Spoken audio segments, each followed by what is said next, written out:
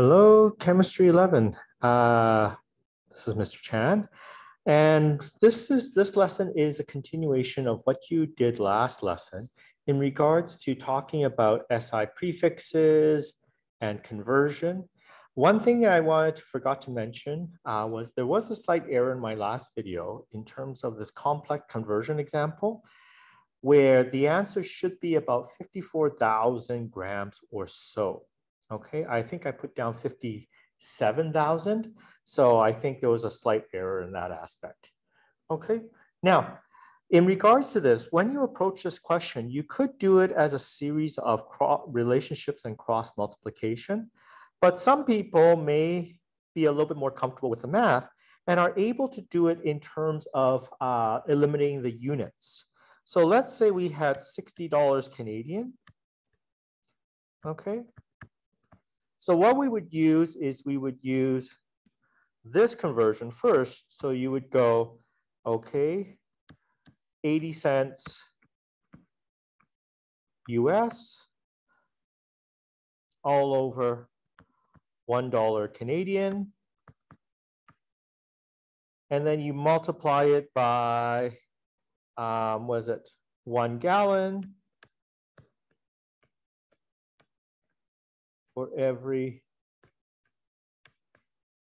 $3.05 US. And how you would approach it is you would just cancel out the units. Okay. And so on. By all means, you can do that if you feel comfortable, and you can do it by just doing individual cross multiplications for each step. Both ways do work. Okay, there is no right or wrong answer. Now, today I wanted to continue on with talking about math and talking about scientific notation and experimental uncertainty. Now, again, this is hopefully a refresher of Math 8 and Math 9, where scientific notation is a way of recording numbers in an exponential form. Now, so when you take a look at the scientific notation, there are two portions. There's the number, so this is called the decimal portion.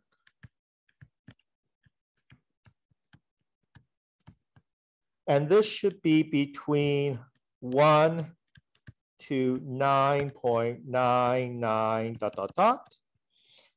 And what you have is the second part. This is called the exponent.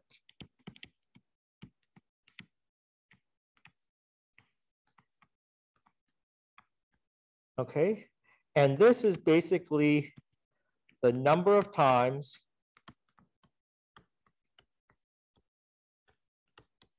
the decimal moved.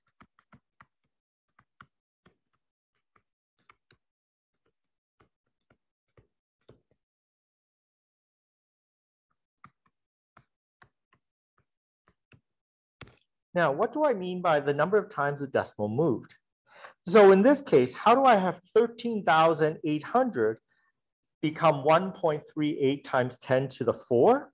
So if I have a decimal right here, I move it 1, 2, 3, 4 times. I moved it 4 times to make it 1.38. And because I moved it 4 times, that is times 10 to the 4. This was basically your math from grade 8, grade 9. So I'm not going to elaborate it too much. Now, a few things as a review. When we multiply numbers, what we need to do is we need to add the exponents. So for example, let's say we have 4.0 times 10 to the 2 times, let's say 2.0 times 10 to the 2. What happens is we do the decimals, we keep the function the same, 4.0 times 2.0. And then what we do is we add the exponents. So we add the 2 and the 2. So what you have is you have, let me just, where's my number? Here you go, 10, and then we have 2 plus 2. And what you get is you get an answer of 8.0 times 10 to the 4. okay? The 10 to the 4 comes from the addition of the exponents, and the 8.0 comes from the multiplication of the decimal portion. Pretty straightforward. Now, to divide, what you do is you subtract exponents. So let me give you a number here. So let's do, I don't know, let's do 9 point, oopsie. Where is it? So we have 9.0 times 10 to the 3 divided by 3.0 times 10 to the 1. So again, what you would do is you would go 9.0 divided by 3.0 times 10 times to 3 minus 1. Again, you do this. All right, and then you get an answer of 3.0 times 10 to the 2. Now, some of you might say, well, Mr. Chan, why should we know this? We have our trusty, dusty calculator. But be aware that sometimes your calculator does not give you the correct answer, okay? And so this is a way, if you can understand and know how to do this, this is a way for you to be able to understand and sort of check to see if the answer on your calculator makes sense. Because a lot of times students say, well, this is the answer I got on my calculator.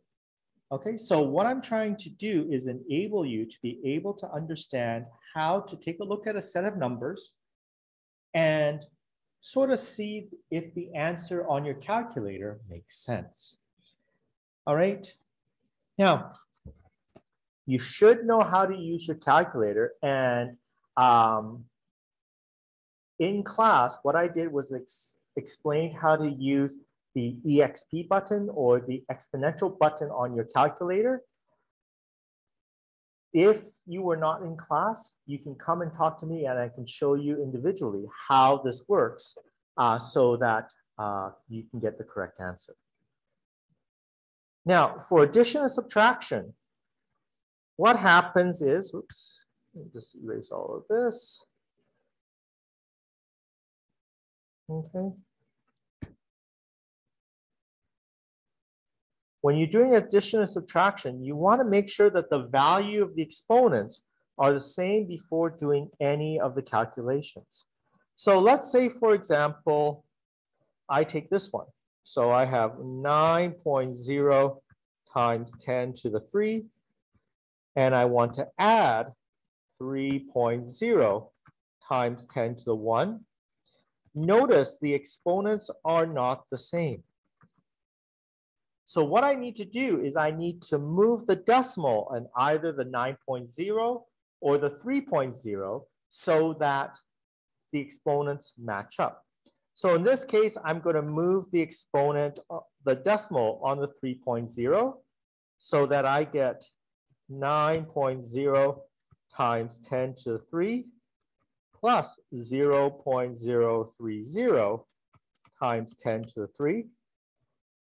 Okay, if you don't remember how this works, please come and see me. But again, this should be Math 8, Math 9. Okay, and what you get is an answer of 9.03 times 10 to the 3. Okay, now here is where we deviate a little bit from the math. When we take measurements or calculations in science, there's a little bit of error. And this is what we call uncertainty. So math, the numbers that you get are always right or wrong. There's a right or wrong answer. In science, when we do measurements, there's always a little bit of guessing. So what happens is this. When we take a measurement, the last digit in any measurement made in science is an estimate. So the last digit in any measurement is an estimate and is considered uncertain. Now, when we talk about this term uncertain, what we mean is this is an approximate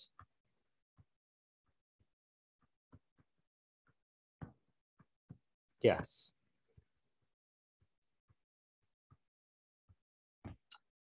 Now, what do I mean by an approximate guess? So let's say we have this example here. So you're measuring a pencil. Now, the pencil lands between 4.7 and 4.8. Now, depending on your perspective, some of you might say, hey, it's 4.72 or 4.73. So this last digit here, the 2 and the 3, is what we call uncertain. Why it is called uncertain is because it is guessed.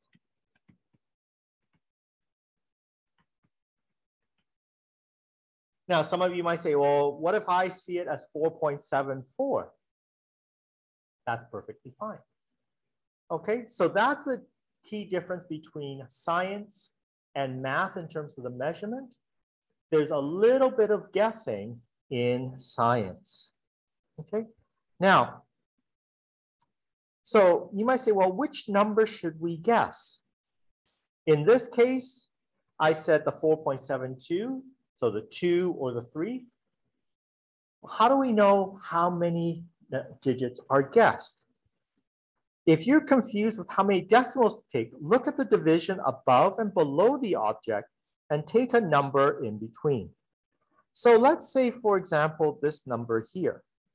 You might say, well, what is this number right here?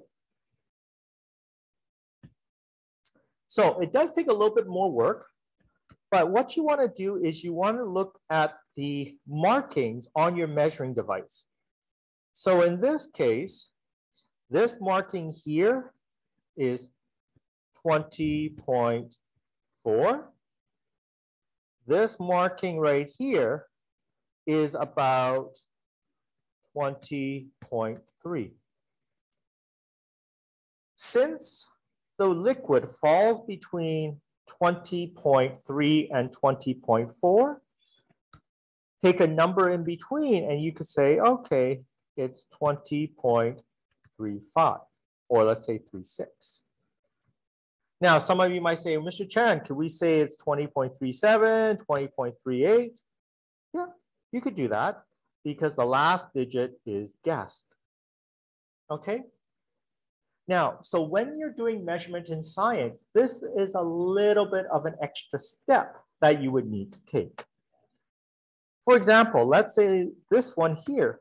Again, what you want to do is you want to take a look at the bottom marking. In this case, it would be 35.2.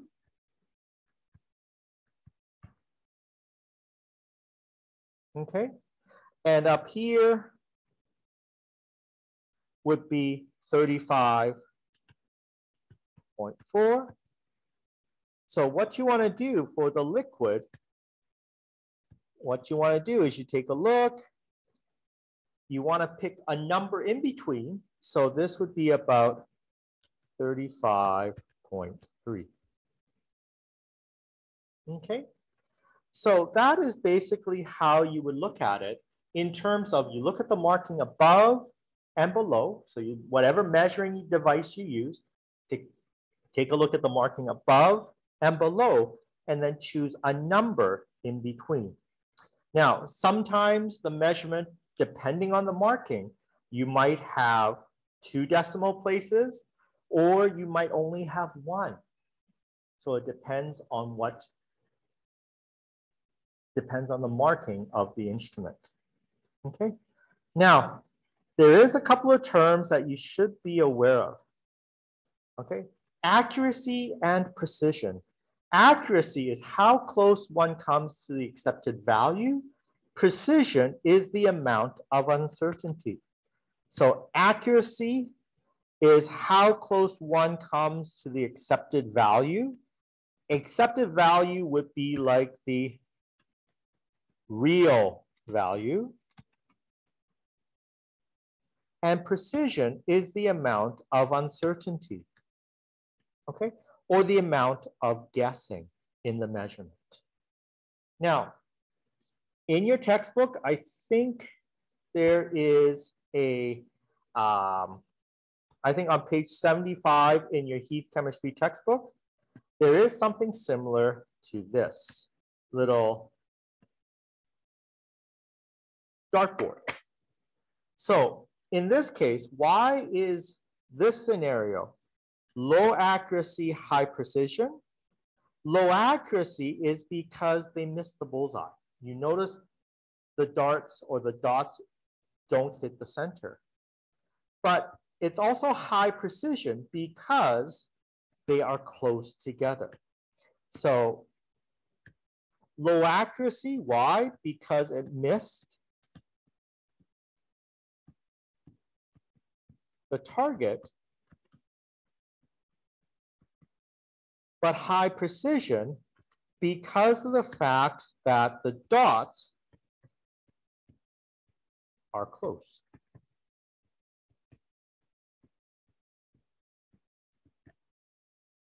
Okay. Now, here is high precision, low accuracy. High accuracy because it hit the mark. But it is low precision because of the fact that the dots are spread out.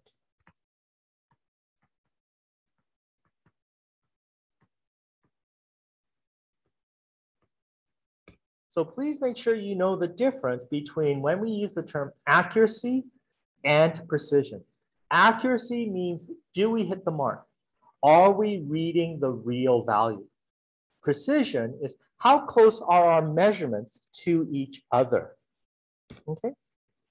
Now, uncertainty is the approximate amount by which the last digit might be in error. You can think of it as how much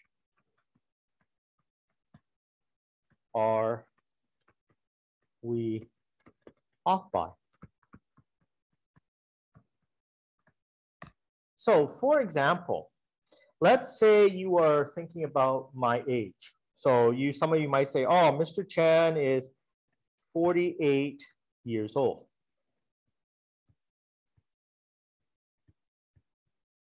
Okay. Now, the 8 is the guess. Now, you can say plus or minus 3 years.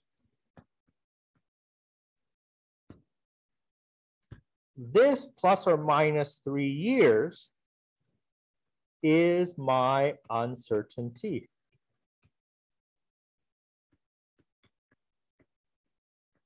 So what you're saying here is Mr. Chan is 48, but he could be as old as 51, or he could be young as 45. So that's where we get the plus or minus 3 years. Now, when you're doing uncertainty, it needs to be the same place value as the guess. Same place value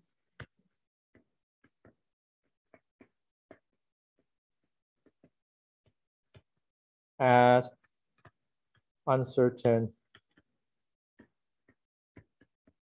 digit. What do I mean by this? So you are saying Mr. Chan is 48 years old. The last digit, the 8, is in the ones place. So the plus or minus 3 years, the 3 must also be in the ones place. You cannot say, oh, Mr. Chan is 48 years old plus or minus 100 or plus or minus 10. Okay? Are you saying that I'm as old as 58 and as young as 38? Wow, thank you, but that's a big range. So it needs to be the same place value. So if we were to look up here, we have 20.36. The uncertain t needs to be in the same place value as the last digit, okay? Now, relative uncertainty is when one compares the uncertainty to something or to the measured value. So in this case, here, if we took the 48 plus or minus 3 years, we would take the 3 years and divide it by 48 years, multiply it by 100%, and that would be 3 divided by 48. Oopsie, 3 divided by 48. So that would give me about 6.25% error. So what this does is it changes my uncertainty from a number of, let's say, 3, 4, 5, 6 years to an actual percentage.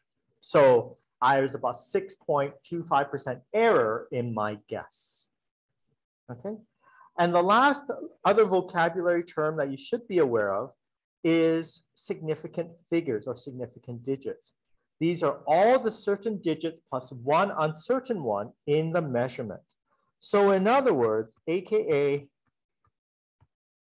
all the, what I say, important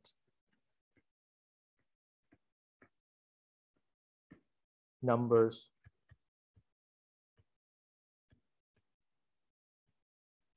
okay.